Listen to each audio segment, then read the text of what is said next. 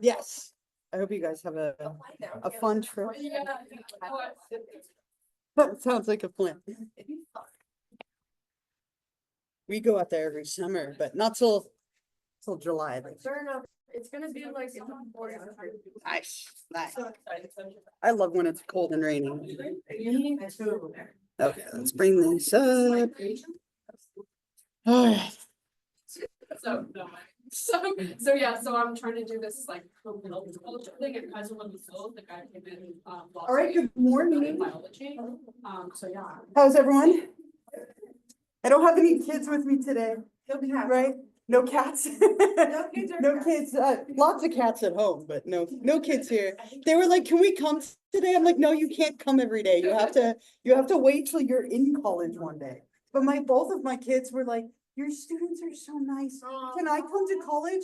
I want to be in college." And I'm like, "You will be eventually. You're 10. Calm down." And then like I was telling my oldest, because I still have to bring my oldest at some point, but she's terrified of people. Right. And so she will never be the one who's like, "I have a comment for everything." I just laughed. Both of them had like a comment for everything. I had to tell Emma in my second class, "Emma, can't raise your hand for everything." I love you, but I have to be fair. Right. Anyway, thank you for tolerating them. Tell me they were very, very excited and had nothing but wonderful things to say about all of you. They were like, "I love college. It's coming." I don't know about the Super Bowl. What'd you think? Yeah, the halftime show was we were waiting for the halftime show because of all the politicals. You like seeing them lose? So I'm a huge Mahomes fan, but I wanted them to lose. So I was glad that they lost. Because I'm a huge Tom Brady fan, and Tom Brady never three-peated. And so like if Mahomes had three-peated, it would have infringed on his like legacy in my mind. So I just wish it had been a better game. I felt so sad. We have this my daughter Paisley, the first one who came in, she used to love Mahomes when she was a kid, when she was a little kid, because he liked to put ketchup on everything. So we called him Ketchup Mahomes. And she has this little stuffed animal of him that with a ketchup bottle. And so we had him and he was like sad the whole game. We're like, "Oh, ketchup." Oh, like he just kept knocking him over. So definitely not the best game. When it's 34-0, that's not a great Super Bowl. Yeah, for some dignity, That's what we said. The Eagles were nice to give them some points at the end for some dignity, right? Like, oh, brutal game for them. Yeah. Oh yeah, they're great. The Eagles are really good too, right? Better, clearly, by quite a bit. They figured out how to make Mahomes uncomfortable back there, and that was the key. Anyway, so no football now for a little while. My kids are like, "Yes, no more football." And I'm sad, but that's okay, right?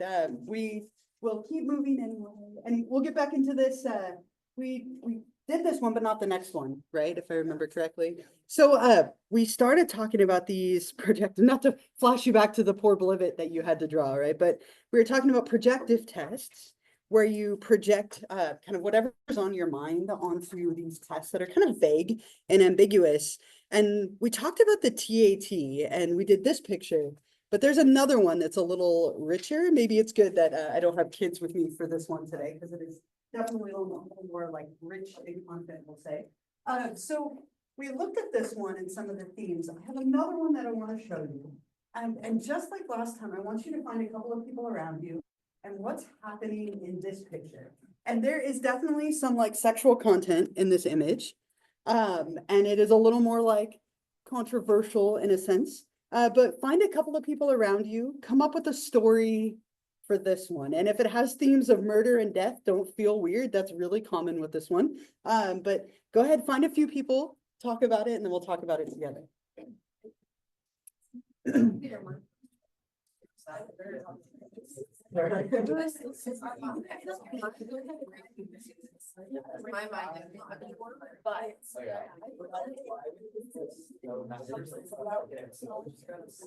makes me feel like I'm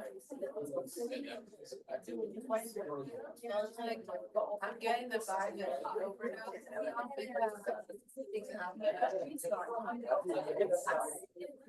I know first my thing was like it's all because it also comes to like maybe they just maybe she found it like this and she just kind of like well maybe it's probably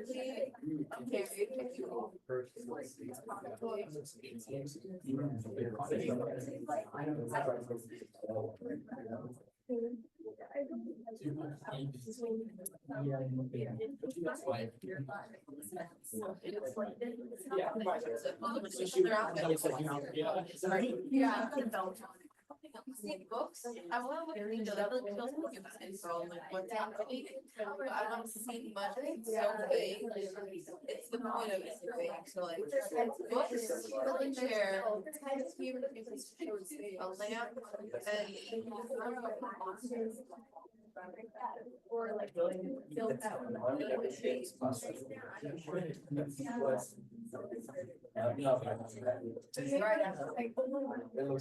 Totally over. No, sorry, no, that's the point. We don't know where. Got it, All right,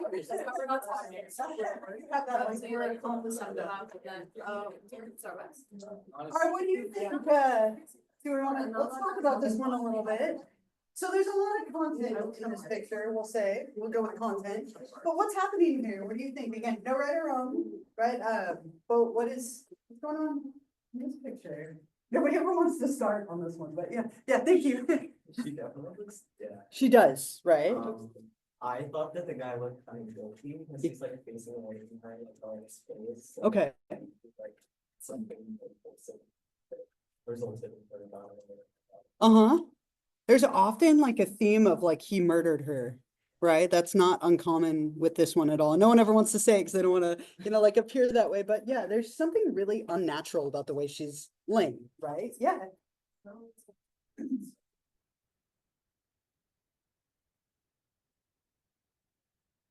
Yeah.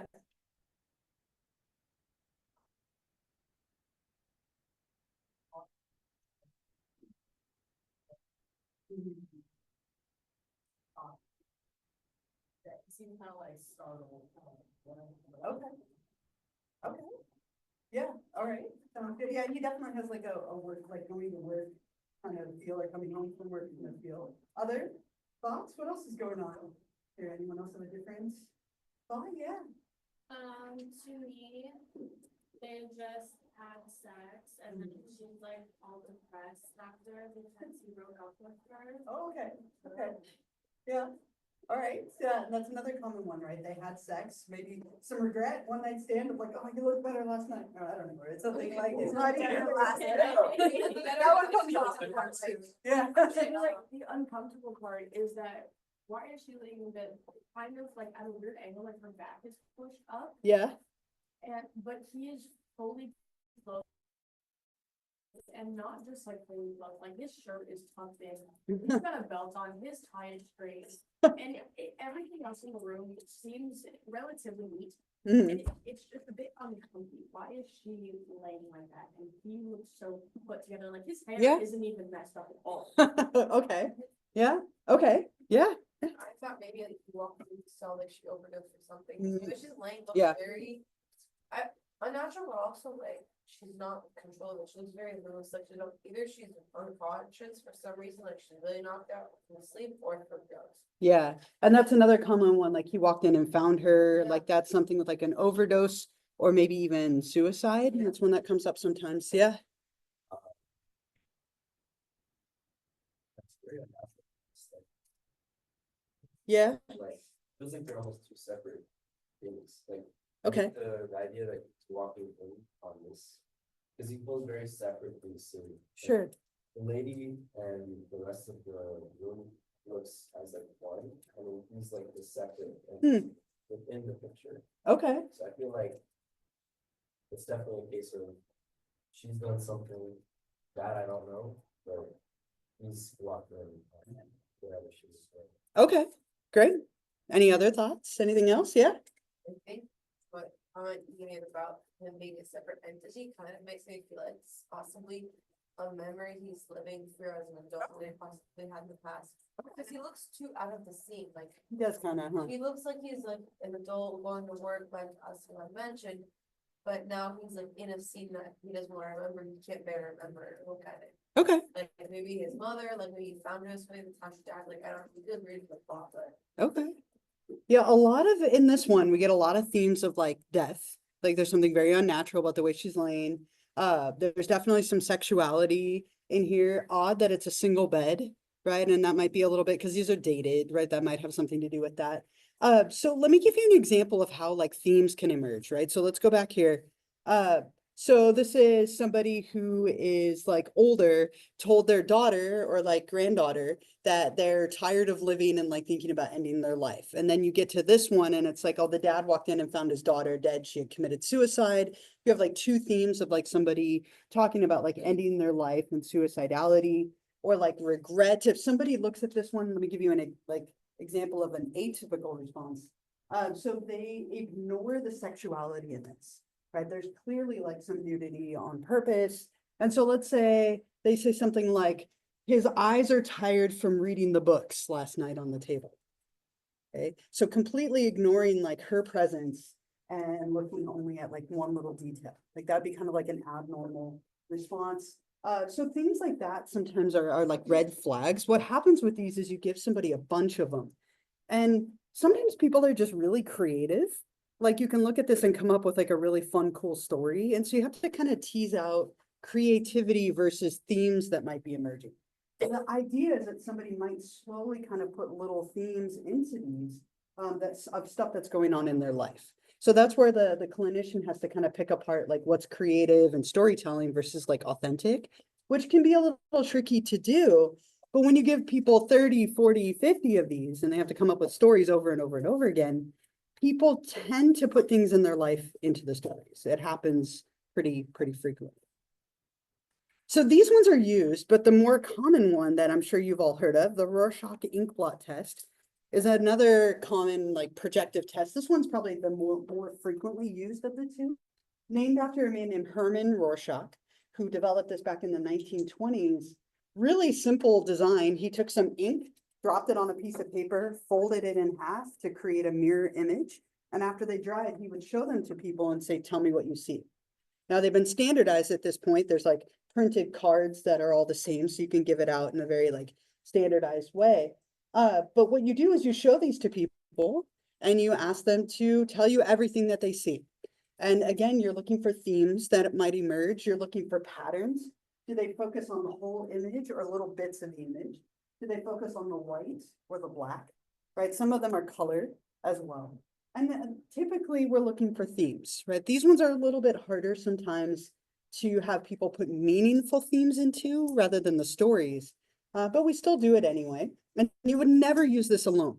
Alone, this wouldn't give you enough information, but with other things, it might reveal some stuff that didn't come up in a different test. So with your same group, take another minute. What do you see in these images, right? What are some of the things that you see? So take a minute or two and then we can talk about it together.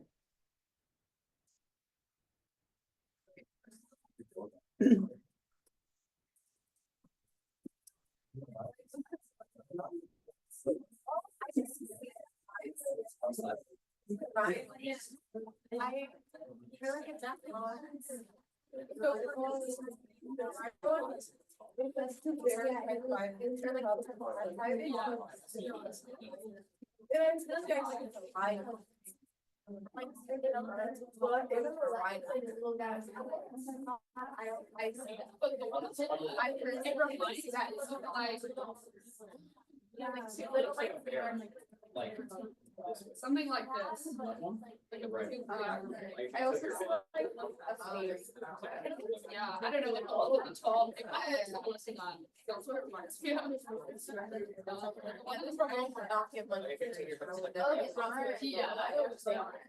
I don't know if it's supposed to rely. I don't get one of those.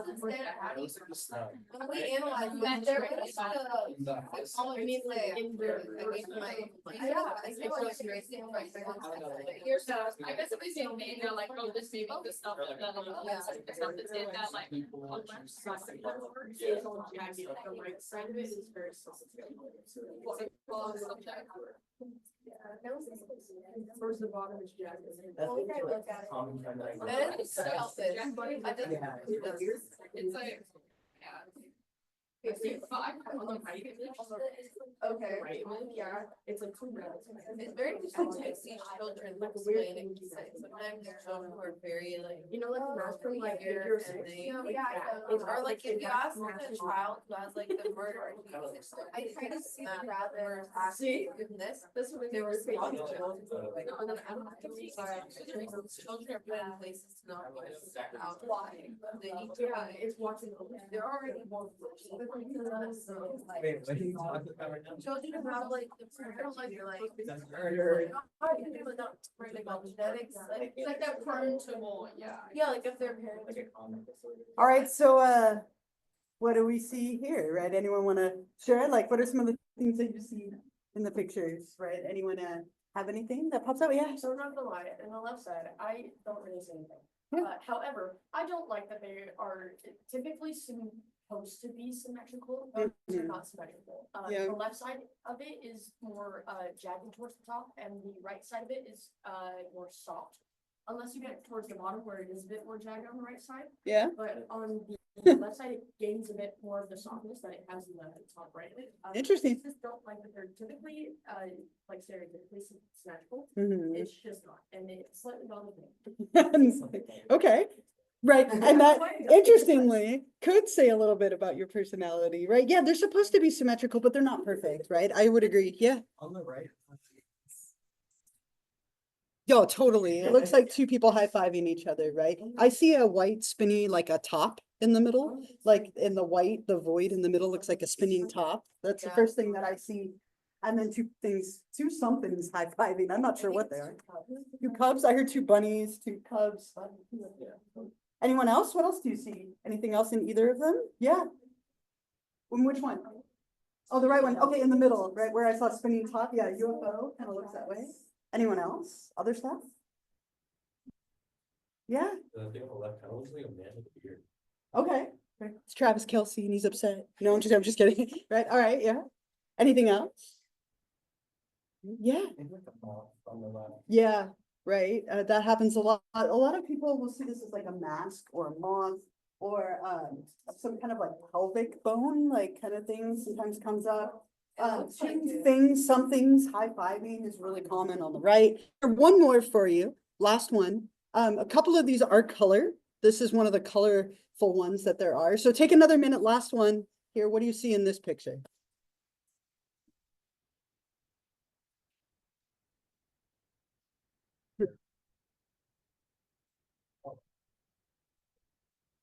So it feels like the ocean floor. Right? Yeah, yeah. Oh. Your organs are pretty common, years ago. Maybe go to a professional. Go to the doctor. Like the lungs. Yeah, if your lungs, that's kind of crazy, it's like, so.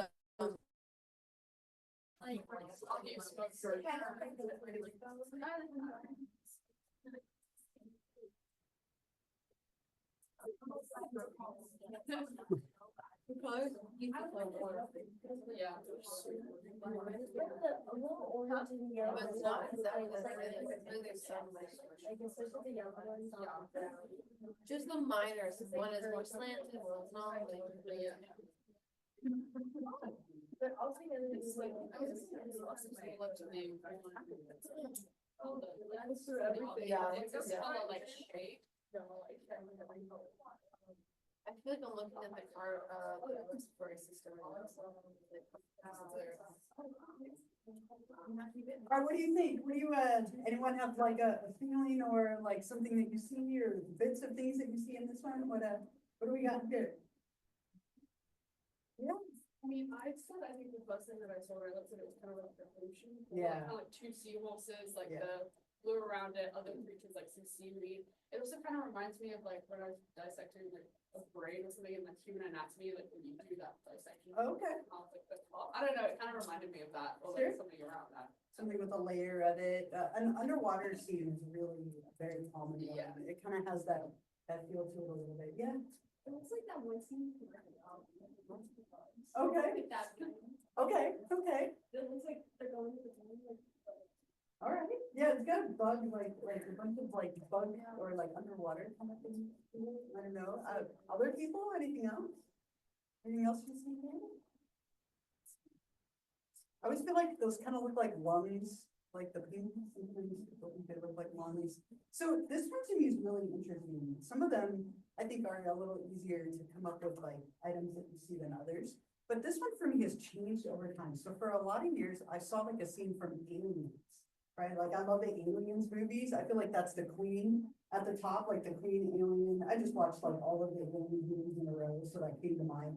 Right, and then like she's got some like little alien drones on her side there, and the queen at the top. And then when my partner and I were trying to get pregnant, it took us forever to get pregnant with our kids. These looked like ovaries with an egg in it, right? That's all I saw because that was what was going on in my life. And then for a period of time, like I feel like all I saw were needle-nose pliers right here, right? And then once we had kids, it became like a scene from like Sophia the First when they go underwater. There's that like episode where they go down into like the water and it looks like an underwater kingdom. These are little mermaids right here for sure. Right, so this one for me has kind of changed a little bit over time, but people tend to kind of see patterns of things. You can also make some correlations with how many items people see. If you see less versus more, they're more creative versus more literal. But again, with these, you're looking for themes. And it's not as easy with these, but let's say like this one, someone looks at it and they're like, oh, it's definitely like aliens. And then we go back and it's like, oh, two aliens high-fiving, and this looks like an alien's face, right? Usually it wouldn't be that obvious, but themes of aliens tend to represent feeling alienated and alone or different. And that tends to be how we use these. Again, never would you ever use this alone, because it's not going to give you enough information, but it might be part of that battery of tests that we give somebody. And then once you're done with all of that, like once you've done all of these tests, so we finished a battery of tests on somebody, we can arrive at a diagnosis. And a diagnosis is a determination that your symptoms reflect a particular disorder or maybe disorders, right? So once we've gathered all this information, we've interviewed someone, we've watched them, we've done all this stuff, now we can take that and use all of that diagnostic criteria that we find to arrive at a diagnosis. And the book that we use to diagnose people is the DSM, the Diagnostic and Statistical Manual of Mental Disorders. And we're currently in the 5th edition, and it has a text revision that they've done as well. They update it every few years just to reflect what's going on in our culture, to add disorders, to rename them, to change them to reflect research. And this book has a complete list of all of the disorders that we recognize. And within this book, they're kind of divided up by different categories. And so we would make a diagnosis. And interestingly, when we diagnose someone, it's not just like one thing. We don't just write like depression. And we actually do right here, where it's this current diagnostic coding system, where we go diagnosis. So we pick like a specific disorder. So let's say, for example, like major depressive disorder, one most people are familiar with. So we would write the main disorder that somebody's struggling with right there. Okay, so we'd say major depressive disorder. Basically, this person has depression. And then underneath that, we give it a severity rating. Typically, what that means is on a scale of like 1 to 5, we rate how severe it is. So let's say, let's give this person maybe a 4, right? Like I'm making up criteria here, that they have kind of severe depression. And then what we would do underneath it is we add additional information. And this is the thing that I like, don't think that most people know that we do, is we try to paint a little bit more of a picture by describing stuff that's going on in this person's life that might be contributing to their depression. So before the DSM-5, and I'll get back to this, we used to do it this way. So in the DSM-4, we actually had 5 different axes that we put people's information on. And this has gone away, but sometimes people still sort of use it to a degree. But it was kind of turned into this, which is a little simpler. But I might ask you about either of them on the exam. But what we do is we talk about, do they have any kind of personality disorders or anything global that might be affecting them? Do they have any medical conditions that might be affecting their diagnosis? Anything in their life, environmentally or socially, that might be affecting their diagnosis? And then kind of a global assessment of functioning, which is now the severity rating. So if we go through these, like, let's give our person some information, right, that might kind of paint this picture. So in terms of like additional information, maybe they have some general medical conditions that might be influencing their depression. So we could say maybe they have diabetes. Now that's not going to cause depression, but changes in blood sugar could affect changes in mood, right? And so that might be some kind of relevant information that helps us. Let's give this person some like environmental and like life events that could cause depression. So what's something bad that could happen to this person, this fictional person? Yeah. They got divorced.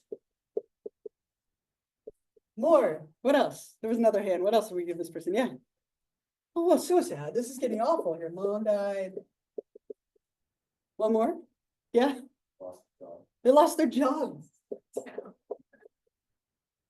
Do we want to add more? Is that enough? This poor person.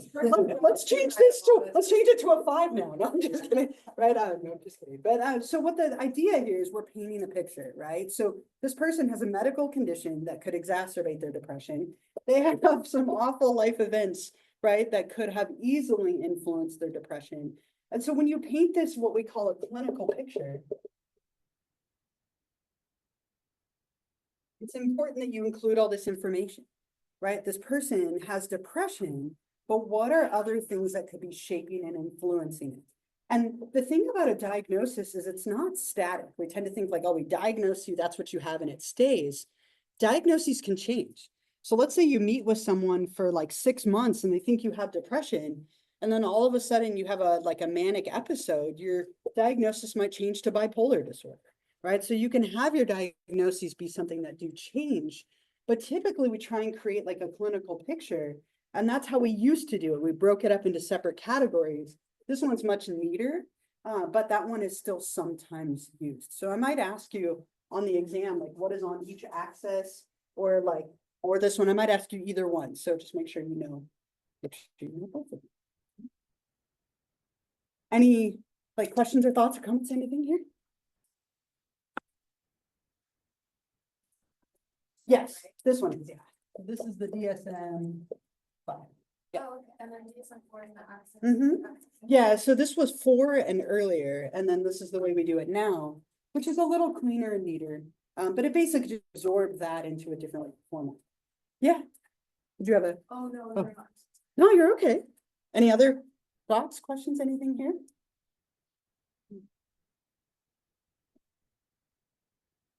Now, people who criticize the DSM. So the DSM is our book. It's the one that we use. It's not perfect by any means. And there are a lot of people who criticize the system that we use. Now, we have a system that very much, we depend on diagnosing people. I think I mentioned this before. If you go to therapy, you get a diagnosis, right? It has to be that way for charting, for insurance. And people who criticize the DSM talk about like the dangers of labeling people. And if you've ever been given a label, you know that they can be kind of harmful. They can affect you in a lot of different ways. When you have a label, you might view a person differently because of it. You might view yourself differently because of a label, right? If somebody says you have this, it all of a sudden could become an excuse for you, almost like a badge that you wear in a sense. You can make judgments off of people based on their labels. It can change reality, like create a self-fulfilling prophecy. Very common that labels do have a profound effect on us, but they can also be helpful because if we know that you have depression, now we know what you have and how to treat you. But the second you tell someone they have depression, sometimes it gets worse, right? Like sometimes when you find out you have a diagnosis, you embrace it in a slightly different way, or it could get better now that you understand it. It could go one way or the other, but labels can be a little bit tricky. There's advantages to them, because now we know what you have and how to help you, but they can create problems as well. And there's a very like vocal critic of the DSM, and I have a little assignment that I want to give to you. And this is going to go out on Canvas, but if you want to take a picture of this, or it'll be on Canvas. But I'm going to send this out on Canvas as an announcement. There was a book that was written. This is an old book. It was written in the 1960s, but it's still referenced all the time by a man named Thomas Szasz. Now, Szasz takes a polar opposite perspective to kind of the mainstream, that we diagnose people, that mental illness is a thing. He argues that mental illness is a myth. Now, I don't necessarily think that this is correct, but I want you to have like the polar opposite perspective. I think it's a good thing to be exposed to the opposite. So what I'm going to have you do is you're going to read this little excerpt of his book, and then you're going to answer these 3 questions that you'll bring with you next time. And again, this will go out on Canvas. I think I set it to go out at 9, so it might have already gone out. Did it? Yeah, you're like, yeah, I just got it, right? So it's perfect timing. I mean, so it's going to go out here on Canvas. You'll see it if you haven't already. But when you click on announcements, it'll pop up. So mine obviously is different than yours. But it's this myth of mental illness homework. So there's a little article link, and then here are the questions. I even read the article, like if you want to listen to it instead of reading it yourself. You can laugh at me, I forget what it is, but there's a word in there I couldn't pronounce, and I like stumble over it for like 30 seconds or more. So you can enjoy that if you would like. But if you click on this, it'll bring up the article. So you're gonna read it. Oh, I'm sorry, I'm in like not in student view, but you'll be able to see it on your end. But you'll open the article, you'll read it, and then answer the 3 questions. This is one of those 10-point activities that we do next class. So I'll remind you at the end, but this did go out, so make sure you do that. Yeah, you can do either. All right, whichever one works. You can write it out, or you can type it. If you're not going to be here next class, make sure you email it to me so you can still get credit for it. Okay. So the nice part about that article is I feel like it gives you like a very different perspective. Right? Because there's not agreement on this whole system. And he interestingly wrote a follow-up of this a few years ago and still feels the same way. Now it's kind of a polar opposite, but I still think it's a really good idea to be exposed to. Yeah.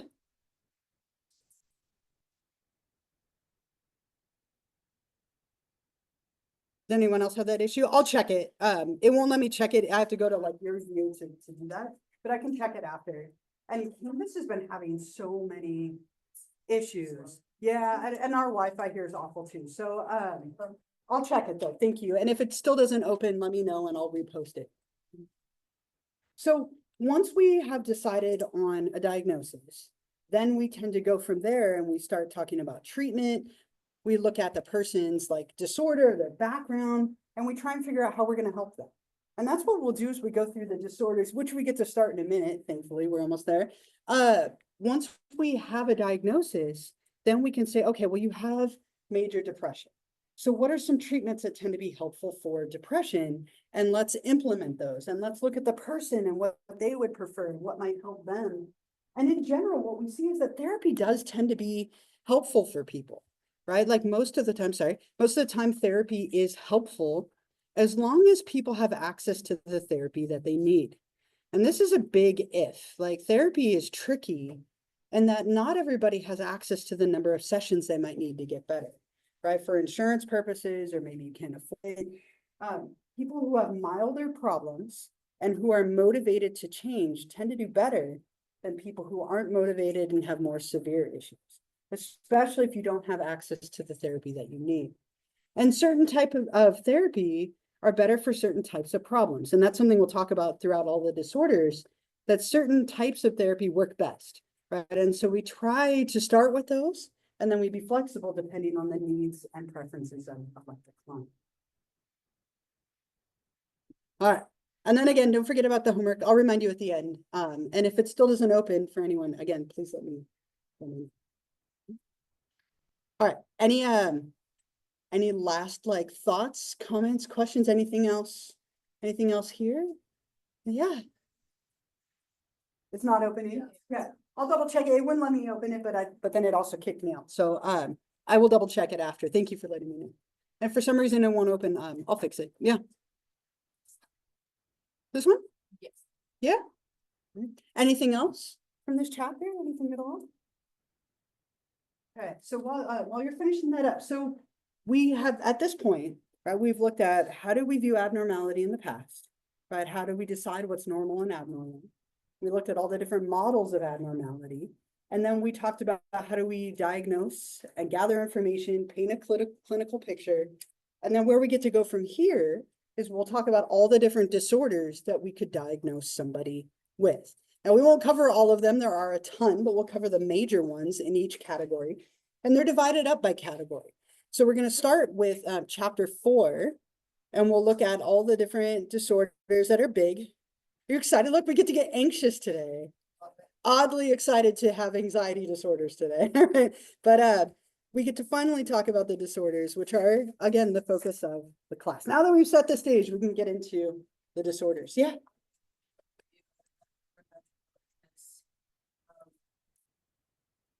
Like this. Anxiety. A lot of people have generalized anxiety disorder, which is very common. Do you think that it is sometimes become like overused term where people makes everything anxiety as opposed to It could. it is? It could. I mean, there are definitely disorders that are more common, and there are things that end up being cultural. Like, for example, go back to like 2020, 2021, anxiety was something that everybody was grappling with, right? And so, you know, rather than diagnosing it, it was kind of normalized at the time as we were all trying to grasp, you know, and deal with COVID. So it can be somewhat cultural and event-based as well.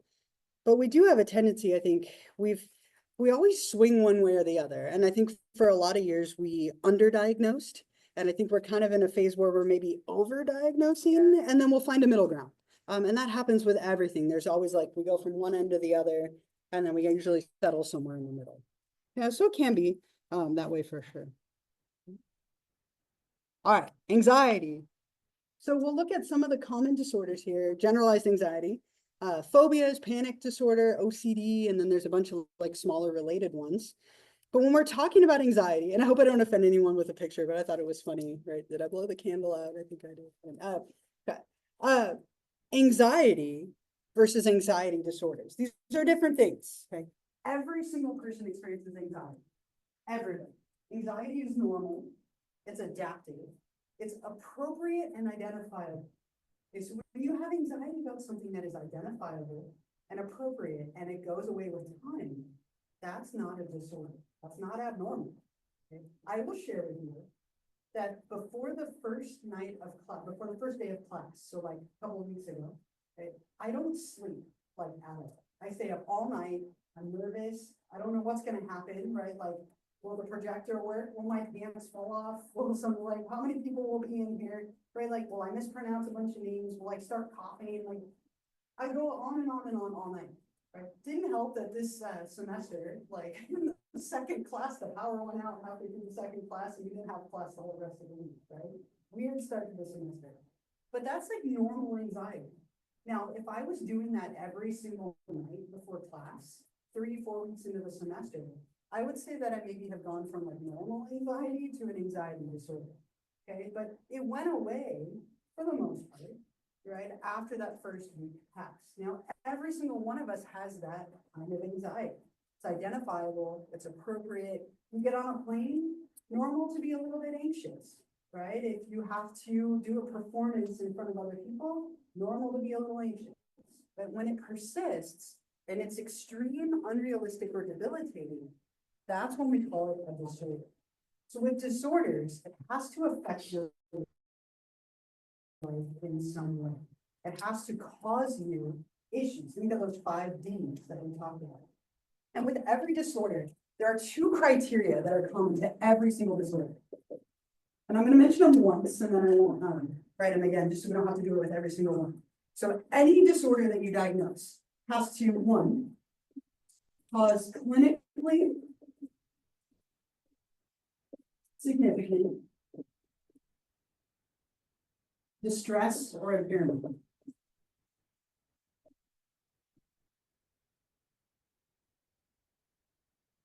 Clinically significant distress or impairment. What that means is it's causing you problems. It's affecting your life. If it doesn't do those things, then it's more common and normal, anxiety that is normal, stress that is normal, mood that is normal. But if it's making it impossible for you to function, if it's interfering with your life, then it's more diagnosable. The other one is it cannot be due to a general medical condition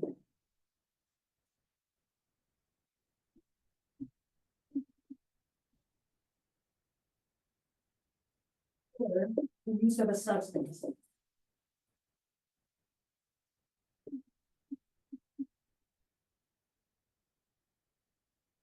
So if the problems that you're struggling with are due to a medical condition, then it's a medical disorder, not a psychological disorder.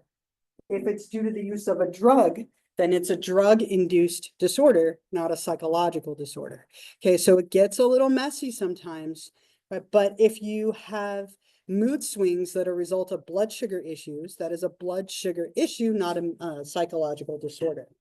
If you have depression or let's say anxiety that comes from using like way too many stimulants, it's a drug-induced disorder, not an anxiety disorder. So we'll talk about that a few times in here, but it's one distinction we always make. Give an example, like, I know someone who had previously taken a lot of LSD or Yeah. psychedelics, and it caused them, or at least was a determining factor in developing Schizophrenia. disorder. Yeah. So like, is that a drug-induced Yes. schizophrenia?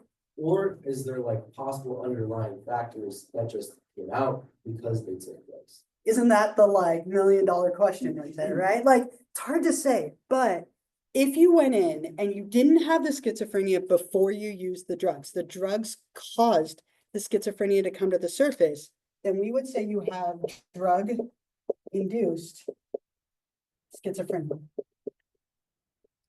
Now, the hard part is, what if you had a genetic propensity to develop schizophrenia? Yeah, and maybe you were having signs of it, and that's why you were using the substances, and they kind of kickstarted. So you have to kind of look at which came first, and it's not always obvious. But if somebody uses a substance, and that's a really common example, right? Hallucinogens can sometimes launch somebody into schizophrenia-like symptoms. So if that's the case, we'd say like LSD-induced schizophrenia. The drug caused the schizophrenia to come first, but it's not always super easy to tell which came first. Did you? I was literally gonna ask exactly Yeah. that, like, how do we separate that between like if Yeah. they're substance induced or whether they've already had, you know, a mental disorder Yeah. before or a psychological condition before? I mean, I Right. guess one impacts the other. So it's kind of difficult, but Yeah, it's the chicken or the egg, right? Like, Yeah. and they can come at the same time, but usually one is the precursor. The other way sometimes we do this is, so maybe when you diagnose it as drug-induced schizophrenia, drug-induced disorders sometimes will go away when the drug goes out of the system, sometimes not. A drug can change your chemistry forever. You know, given the right drug or the wrong drug, I should say, and the right person, it can create a really bad combination. So this is something that we have to decide. If it was due to the use of a substance, then we call it a substance-induced disorder. And if a medical condition is present that's causing it, it's a biological medical condition, not a psychological one. Now, can they occur together? Definitely. Do they occur together often? Yes. But we have to try and kind of tease that out sometimes, which came first. Was there another hand? Yeah.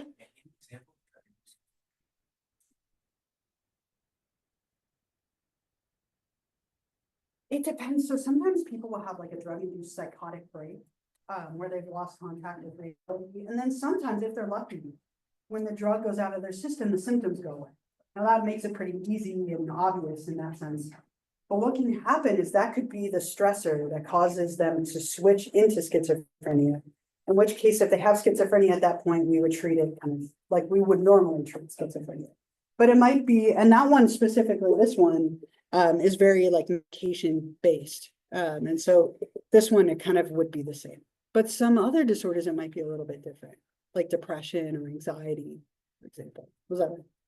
it's like how long does it take for a drug? Once the drug is out of your system, once you stop actively taking it, how long does it take for your body Yeah. to adjust to it in a period of? It might not ever go back. There are times where it never goes back. There are times where it goes back very quickly. It depends on the drug. It depends on the person. It depends on their chemistry and their biological like predispositions. There are people who take a drug once and it flips the switch and that never flips back. There are people who take a drug hundreds of times and it never flips the switch.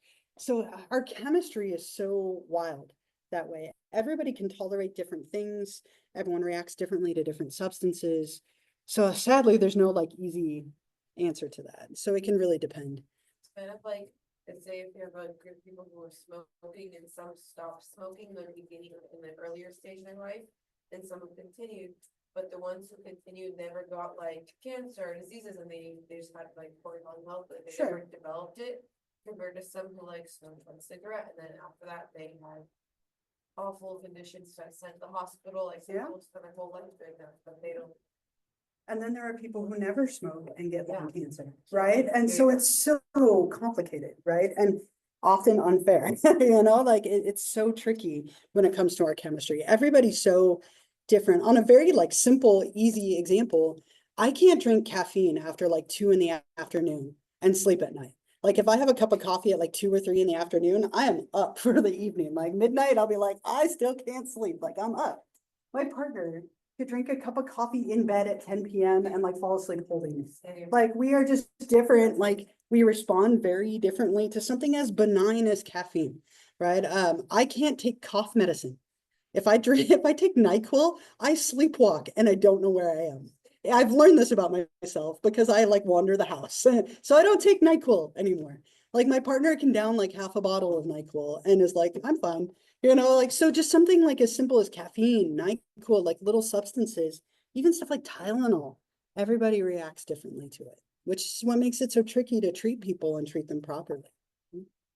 Next time you take NyQuil, you can laugh and think of me, right? Literally, I have walked out of my house before and walked down the street in my pajamas. So I know better than to take NyQuil for my own well-being.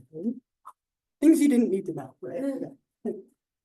One last thought here before I get into the first anxiety disorder. There is a very common psychology student phenomenon, and I always forget to mention it, not today.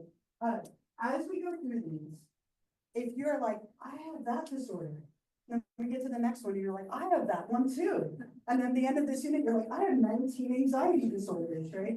That is so common. Just know that everybody tends to do this.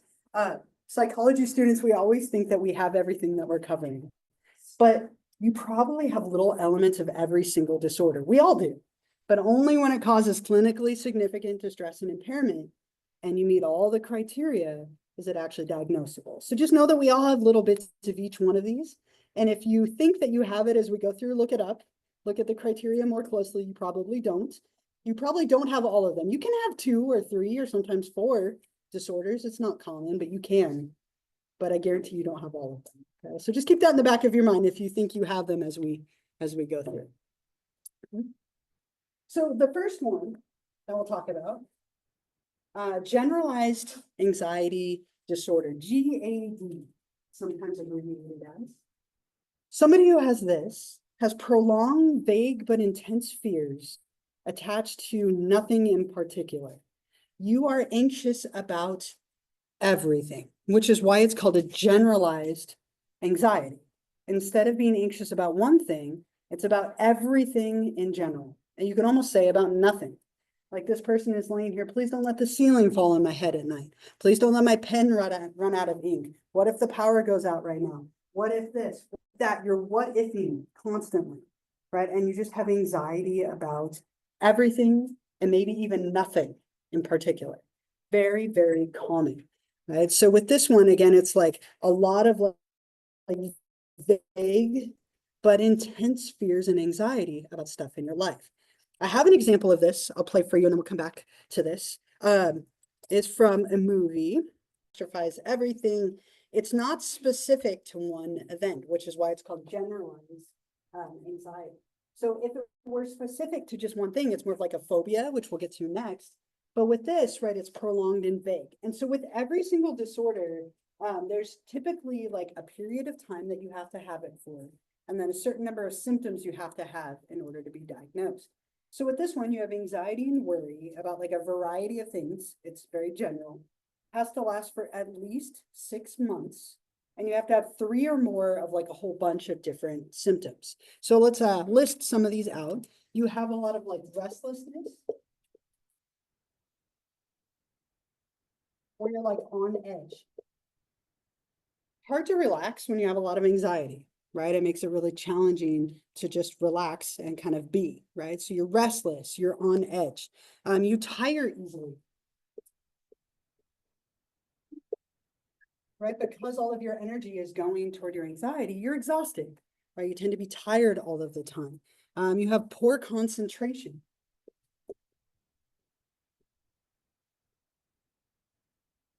Right? It's hard to focus, hard to concentrate because your mind is racing with all of these things that are causing you anxiety. You're irritable.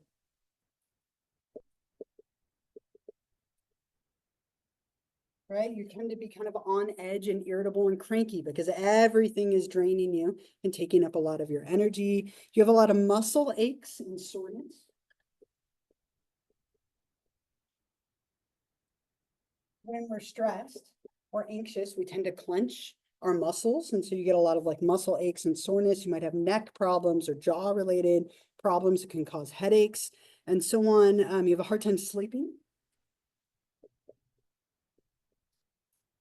Because you're laying there at night, worrying, stressing. It's hard to turn your mind off.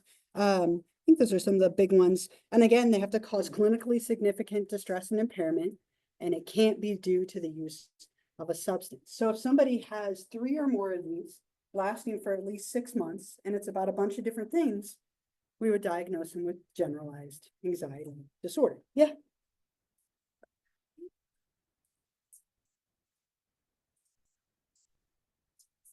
Yeah. So with PTSD, it tends to be that you have certain triggers that get to you. And we'll talk about PTSD when we get to the unit on trauma. So with that one, for example, there's a couple of things that are in common, like you might have a hard time sleeping, right? And you might have some irritability and be on edge, but it tends to be related to specific triggers.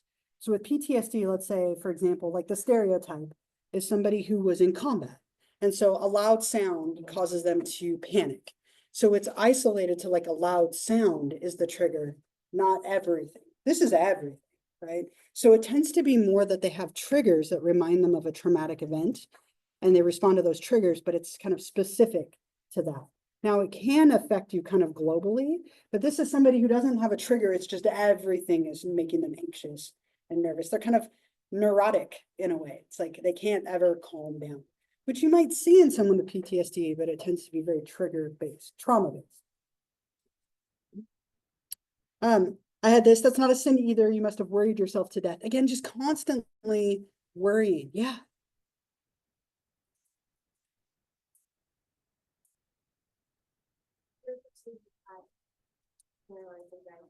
Yeah.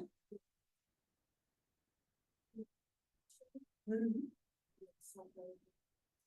Yeah. Is that like, do you have now anxiety and depression, or is your depression a month later anxiety? Is the previous stages between them? So if you meet the criteria for both, you'd probably just be diagnosed with both.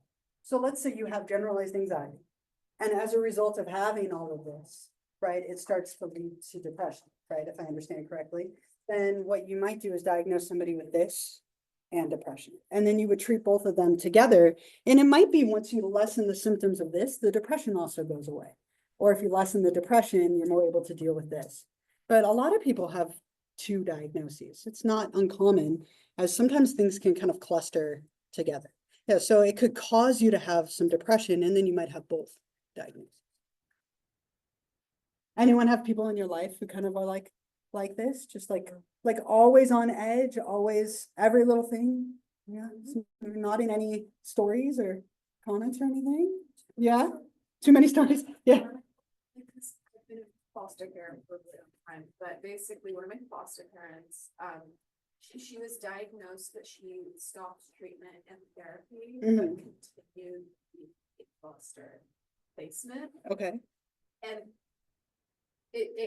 it started to kind of go on to me, where it was like, I see this woman constantly breaking about out, especially during COVID. It was right during that COVID time. And it's like, like I had to move out, like I like ran away at 18 that type because of how like she would be so anxious about everything everyone else did Yeah. around her. It was like you couldn't leave the house without her like freaking out. Sure. It was really bad. Yeah. Yeah. And I mean, and it seems normal to me, right? If you have a parent, let's say like you have a parent or a guardian who has GAD, right? Of course, you're going to pick up on that, right? Like whether or not you develop it or you kind of fight it. Some people will be like, I don't want that. I'm going to fight it. Like I see it in you. I don't want that kind of like whatever. Or other people, this is where we get that nature nurture debate, right? Like if you're raised with this becomes normal to you, right? And it could be very easily that you develop this because it was your model of how to interact with the world, right? So it could go either way. I realized like my boyfriend really pointed it out when I left that house. It's like so many of those like behaviors of hers. I didn't year was such an intense 2 years that it's like I ended up with a lot of those same behaviors and a lot of those same anxieties, and it's like took forever to undo that. But right. Yeah, like it's so crazy. And it's great that you could undo it. Right. Sometimes people spend their whole life trying to undo the things they learned from their parents and caregivers and guardians and siblings or whatever, right? Yeah. I know that's so for my mom. She's kind of a hypochondriac, and so she goes on about all that, and she stresses me out all the time. Yeah. And then also with current modern day things going on, she has been having so much anxiety about it. Yeah. And it's like before I moved out on New Year's, and like New Year's Eve, everything. Anyway, I realized how much anxiety she gave me beforehand because like she texted me the other day and was going on and on and on. And I got to a point where I just did not answer her because her anxiety stays within her message bubbles when I don't talk to her. Okay. And so if I just leave her undelivered, it just stays there. Sure. But I realized like as soon as I opened her messages, how much like anxiety I got flooded. Yeah. Yeah. Dread you start to feel. Uh-huh. Oh yeah. Pure dread. And if you have people in your life who have like this, it can very easily go on to you. And again, there are cultural events like during COVID, like I would say probably 80% of the population could have been diagnosed with this. Like we were all anxious, right? And there's a lot of anxiety now for a lot of groups of people, right? And so, there's periods of time where these things might be more common, right? And it can very easily be picked up from other people in their lives. Yeah.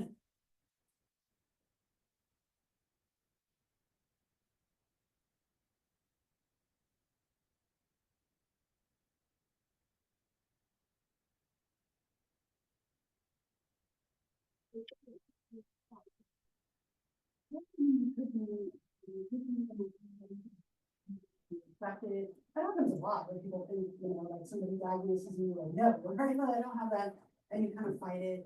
It could just be resistance to the idea of accepting it, or just a flat out refusal to accept it. Some people don't believe in the whole, like this whole thing, right? The whole DSM and diagnosing, like the article, he doesn't believe in it at all, right? And so it could be a combination. Yeah. That's kind of how it was with my dad. I think he got diagnosed. Yeah. He's like, Yeah. He talks about it. He says, that feeling you get when you're running? That's not terrible. Yeah. And that's hard to live with. And if you've ever, like that feeling, if you drink way too much caffeine and you feel like anxious and jittery and you can't calm down, that tends to be what somebody who has GA feels like all the time. Yeah. Yeah, I had to go to therapy when I was 14 or 15 because of pretty severe anxiety, and then I realized that this is a real thing. It's not just me making my life harder, and that triggered my dad being like, I feel like that all the time. That's so interesting. I thought that was one thing. I was like, I don't know, like now he's doing his own thing. Like it is interesting that basically, like when you live with someone for so long, you're pretty sure everyone knows. Oh yeah, it's normal to you, right? That's the normal vibe within your house, right? And you can have that feeling of like, oh, everybody feels that way. Then you go out into the world and you're like, oh, no, they don't, right? Like, oh, that's us, or me, or my parents, or my sibling, or whoever. But when you grow up with it, it's normal. There was another area. Yeah, Yeah, I was just gonna say the same thing. I don't have generalized anxiety disorder, but I have, I think it's now all ADHD, but I have ADD, and that comes with like a ton of anxiety. right.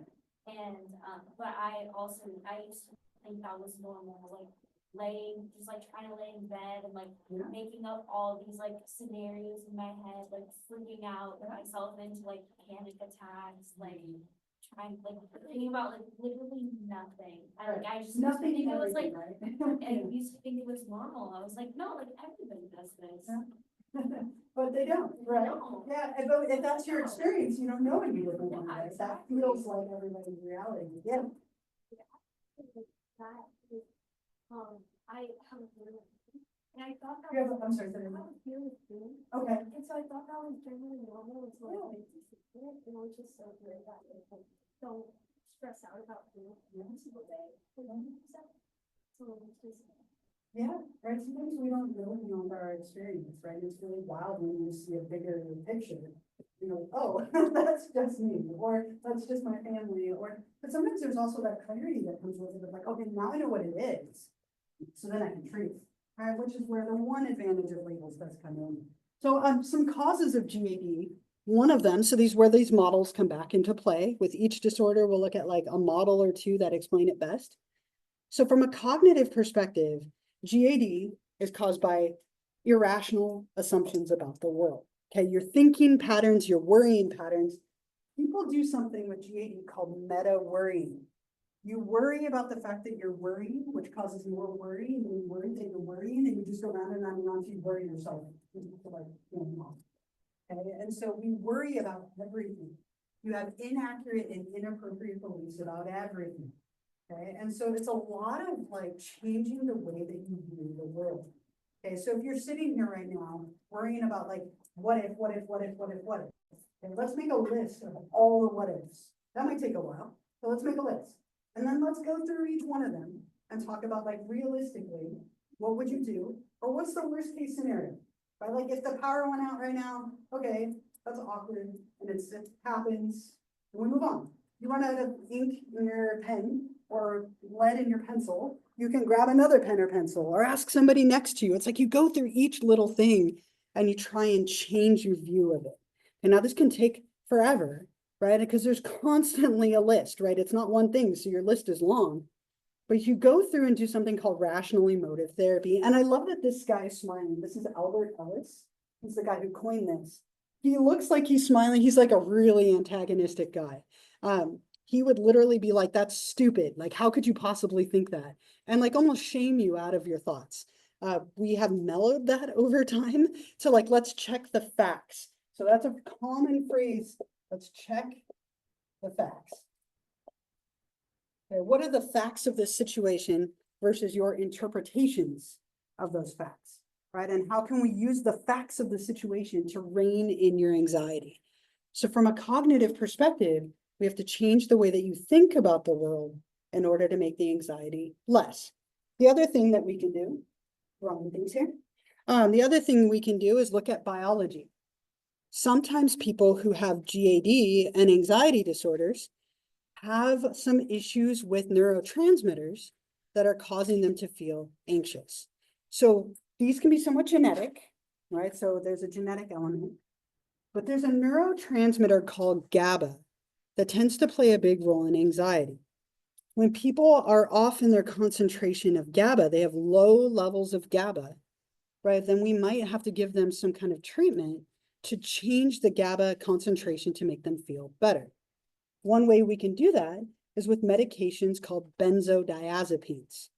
Benzodiazepines are really commonly used for anxiety, specifically things like GAD or panic attacks or phobias. One very common benzodiazepine is Xanax, right? You probably heard of Xanax or Valium. Those are both benzos or benzodiazepines. Very commonly abused drugs. A little pet peeve of mine. I see this all the time in movies. And it drives me nuts every time. Enough that my family's always like, oh, here we go, right? Every time it happens. Somebody in a movie will be having a panic attack or having anxiety. They pop a Xanax or a Valium and they're like, I feel so much better. It takes 20 to 25 minutes for a drug to work, okay? Especially things like Valium and Xanax, 25 minutes. So if you take a drug and you feel better instantly, that's the placebo effect. That's your mind convincing you that you're gonna be okay, which is great, that's helpful too. But Valium and Xanax can take a little bit of time, 20 to 25 minutes to work, and they make you quite sleepy because they calm your whole system down. They're also very commonly abused. They're drugs that you don't want to combine with alcohol. Combining them with alcohol makes them exceedingly dangerous and unpredictable. People react in really poor ways when you combine them together. But benzodiazepines are commonly used for GAD. We can also help people to calm themselves down on their own through like relaxation training. But medications are really common within this perspective. Yeah. I know that, alcohol and antidepressants, but Yeah. do benzos ever cause like the same kind of impulsivity symptoms that alcohol has? Like, you know what I mean? Yeah, it's not as common, right? So alcohol can cause poor judgment because of the way that it affects the frontal lobe, right? So it affects your decision-making capabilities. Valium and Xanax are more like a sedative, right? So alcohol is a depressant. These are like sedatives, which are close. You could blame it on it, but they don't tend to affect decision making as much, though somebody might not be in their right mind, which is one way that you could kind of frame it. So people might not make the best decisions. So I always think of is it Bridesmaids? If you've ever seen the movie Bridesmaids, Helen, like she takes what's probably a Valium or Xanax because she's anxious to fly, and she takes it with like multiple drinks of alcohol, and then she's hallucinating a continental woman on the wing, and she's like out of her mind and acting stupidly. When you take drugs together, they augment each other and can act very unpredictably. So it's not impossible, but I would say alcohol is more likely to do that than these two, but it's possible. Yeah. Benzos are really only like specific, drug classes, especially anxiety, right? Like there are like, you know, as I had friends try to like Pranolol or hydroxyzonase, like sedate you. Yeah. Like, is the reason why a lot of psychiatrists stray away from benzos because there's highlighting difficulties? Either it's like it's helpful. Yeah, and they also tend to make you very sleepy. Okay, so when people take Valium or Xanax, it completely relaxes you, which can be somewhat addictive, but it also makes it almost impossible to function properly. So what we do a lot instead is we prescribe SSRIs, selective serotonin reuptake inhibitors. So they're antidepressants, but they work on things like GABA as well, and serotonin and dopamine and others. And so they can actually help with anxiety, maybe more effectively than like these tend to be like if people are having, you know, if you're home and you can go to bed and you can relax. They don't do great when you have to function in the world versus like, you know, SSRIs might help with day-to-day stuff. Yeah, sorry, I didn't see it. Yeah, low GABA. So we want to increase GABA to help calm you down. Okay, yeah. So I'll introduce this and then we'll pick up with it next time. But fear. So where we'll go from here is we'll talk about specific fears. So with GAD, generalized.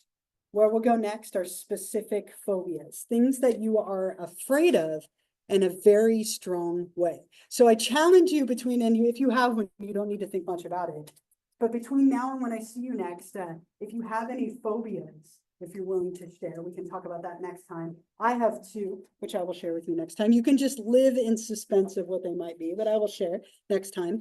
So I want to remind you before we go today, please don't forget to do that homework assignment. Again, the announcement went out at 9.